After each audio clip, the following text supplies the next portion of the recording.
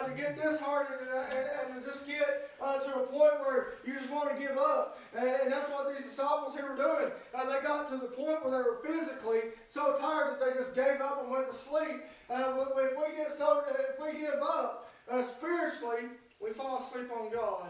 Amen. And we find ourselves living for the world. We get so caught up that we fall asleep on the Lord. And then we go and live for the world. We find here so many times that if we get in that situation, when we get to that point where we're so just emotionally drained, spiritually drained, go to the Lord. He'll give you rest in it. If you get physically drained, go to the Lord. He'll give you rest. He'll help you sleep at night. There's times where I've heard people talk about not being able to sleep, and they're just so physically exhausted that they couldn't go to sleep, and they just pray, Lord, just let me rest.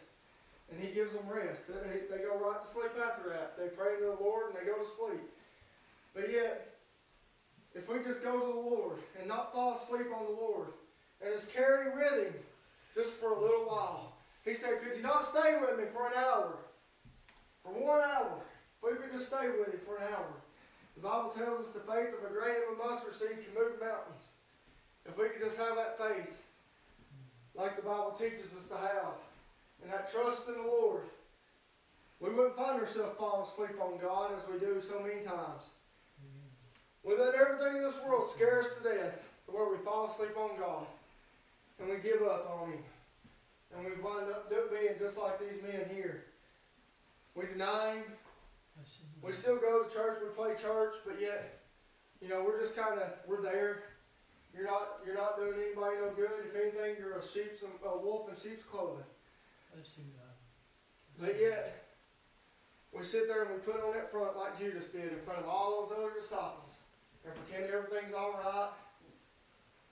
Then we turn around and then we get in that situation. We start playing church.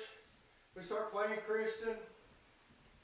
We start denying God by not doing what He leads us to do. We start denying Him, and then we just fall asleep completely. You'll find yourself out of church. You'll find yourself living for the world. You'll find yourself living in sin. We can learn from these three different places just in this little scripture. And take it as a warning as to what will happen to us if we just get out of the will of the Lord. Amen. That's all I have this morning. That's all the Lord's laid upon my heart. But I hope it's been a blessing to you this morning. Anyone got anything